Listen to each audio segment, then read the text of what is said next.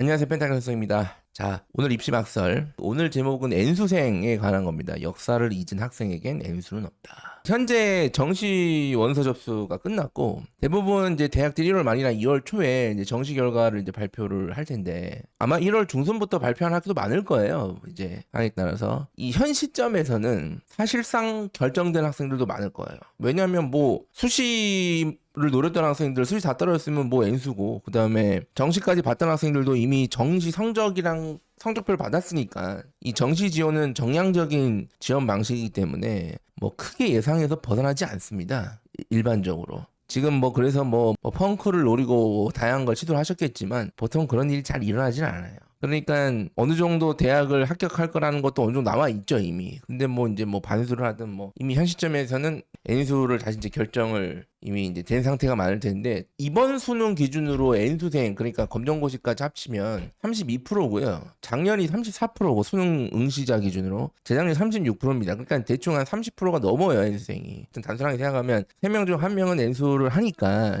이게 뭐 되게 막 이상한 것도 아니고 뭐 흉볼 것도 아니고 뭐 그렇지 않습니까? 그런데 이제 제가 보면 N수를 한다고 무조건 막 성공한다, N수를 무조건 해야 대학을 더 잘 간다, 이렇게 입력이 돼 있는 분들이 많더라고. 워낙 N수를 해가지고 특히 이제 메디컬 상위권 대학은 N수생이 워낙 많다 보니까 그렇게 하는 경우가 많은데, 제가 이것도 늘 말씀드렸지만 N수를 해서 뭐냐 연고대를 간다 그러면 걔는 원래 연고대를 갈 역량이 있는 학생이에요 대부분.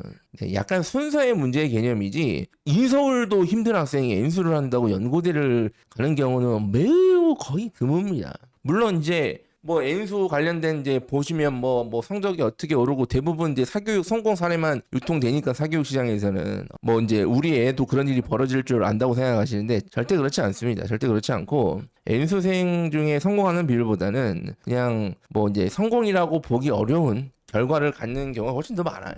그래서 오늘은 제가 N수를 지금 앞두고 있는 학생들, 재수 앞두고 있는 학생들한테 좀 중요한 포인트 3가지를 좀 짚어드릴 예정이다. 우선은 가장 중요한 거, 진짜 중요합니다. 왜 나는 N수를 하게 되었나? 왜 나는 실패를 하게 되었나? 이거죠. 이거를 우리가 분석을 해야 돼요. 왜 나는 어쨌든 실패한 거잖아요. 어쨌든. 이거를 분석을 해야 돼요. 그런데 정말 대부분 뭐 이제 좀 정신 좀 차렸겠지, 화이팅, 인수 화이팅, 그러니까 이런 식으로 가는 경우가 많은데 안 됩니다. 이런 식으로 하면 또 망하는 거. 물론 이 기억을 떠올리기 싫고 막 정말 이거 이제 실패의 기억이고 빨리 지워버리고 싶고 하겠지만 어쨌든 아픈 상처를 드러내서 잘라내야죠. 원인이 있습니다. 대부분의 N수를 한 학생들은 원인이 있어요. 덮어놔요.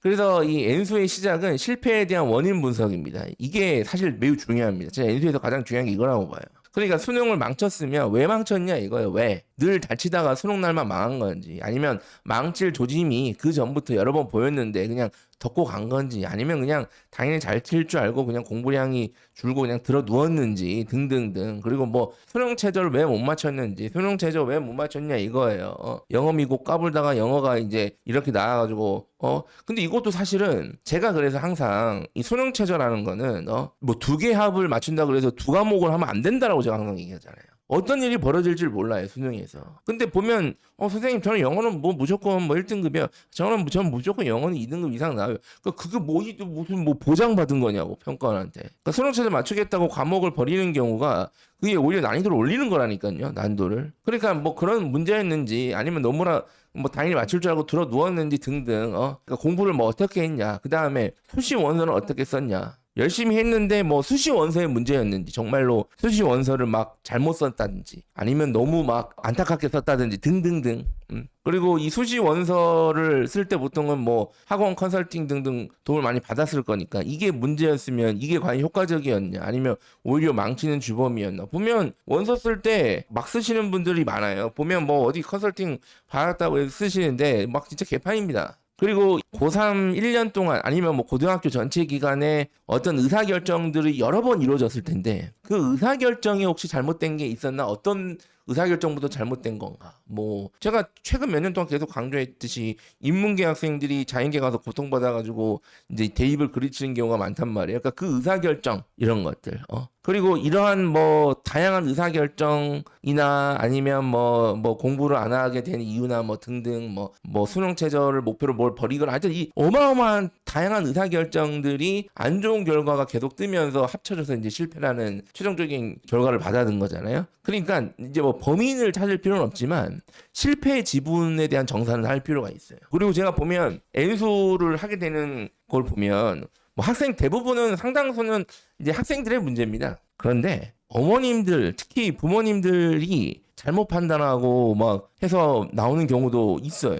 근데 지분에 대한 정산은 좀 할 필요가 있어요. 이걸 안 하잖아요. 이걸 덮어놓고 그냥 화이팅 하잖아요. 그러면 또 그럽니다. 이게 인간이에요. 내년에 이 방송 또 봅니다. 드러내야 돼요. 이거. 아니 안 그래도 연수에서 열받아 죽겠는데 재수없는 소리 하고 있어요.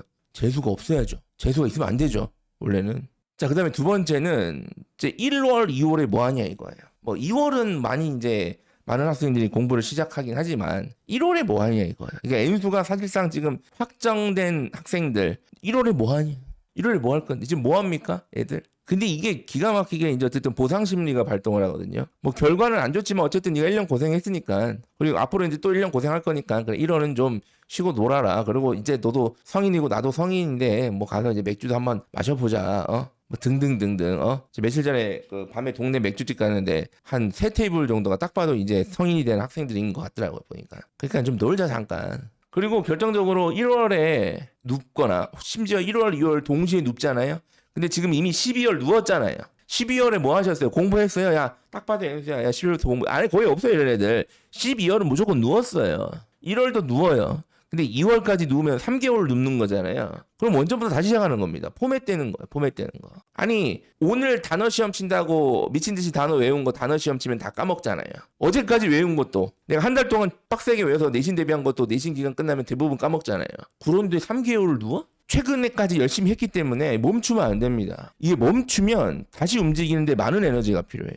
자동차도 쓰고 서고 다시 출발하고 이때 많은 에너지가 소비된단 말이에요. 선생님 그럼 뭐 하는데요? 근데 사실 뭐 공부를 하려고 그래도 뭐 할 게 없는 것 같아요. 뭐 학원을 보내기도 애매하고 뭐 그럼 뭘 하긴 뭘 합니까? 그냥 복습을 해야죠 이때. 수능 구모, 육모 어쨌든 수능을 못 쳤으니까 N수를 하는 거잖아요. 최종적으로는 어쨌든 수시를 다 떨어져도 수능을 잘 쳤으면 N수를 안 했을 거 아니에요. 그러니까 이것도 매우 중요한 원인 중에 하나잖아요.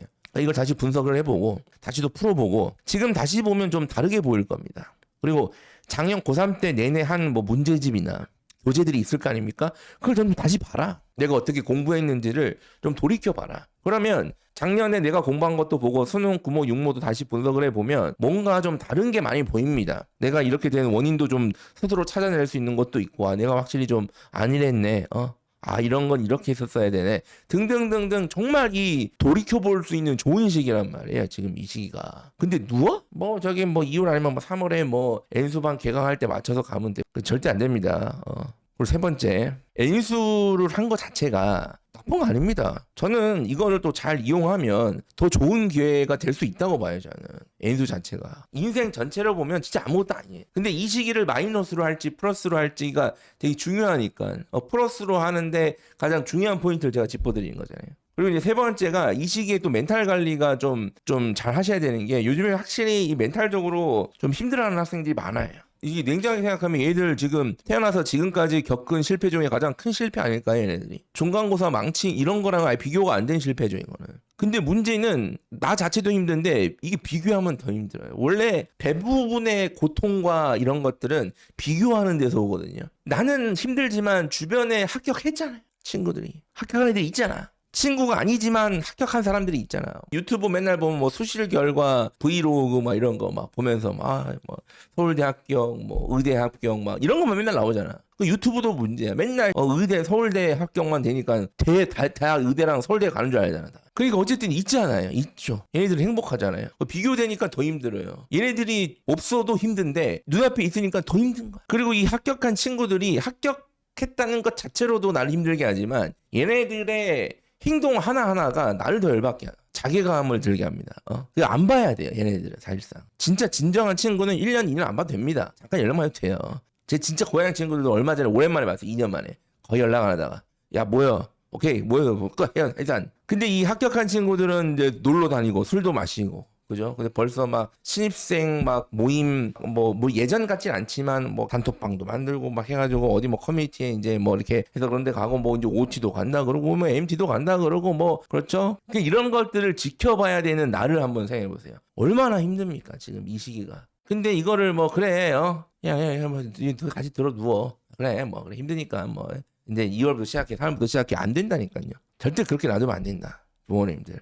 이 부모님들이 적극 개입해야 돼요. 이제 이 경우가. 어쨌든 요즘에 부모님들이 되게 이제 민주적이시고 자녀분들과 친구 같고 예전과 대비 이제 이렇다 보니까 강력한 이 리더십을 발휘하지 못하는 경우가 많죠. 그리고 예전같이 형제가 많지 않으니까 대부분 뭐 하나 아니면 둘이잖아요. 옛날같이 뭐 이제 꼰대 같지만 옛날같이 막 형제가 여러 명이고 하면 N수 하게 돼서 이렇게 1, 2월이 들어눕잖아요. 그럼 벌써 한 둘째 형 선에서 정리가 된단 말이에요. 근데 이제 그런 게 없다 보니까. 그래서 N수 자체를 하는 거는 당연히 나쁜 것도 아니고 저는 오히려 더 좋은 기회라고 생각해요. 본인이 플러스로 바꿀 수만 있다면. 근데 어쨌든 무턱대고 N수 하면 무조건 더 잘 돼. 이렇게 생각하는 애들이 너무 많기 때문에 N수는 무조건 뭐 패시브야. 다 원래 N수에서 연고대 가는 거야. N수생이 연고대를 많이 가지만 연고대를 가는 N수생이 너가 아닐 수 있어요. 그런 식으로 하면.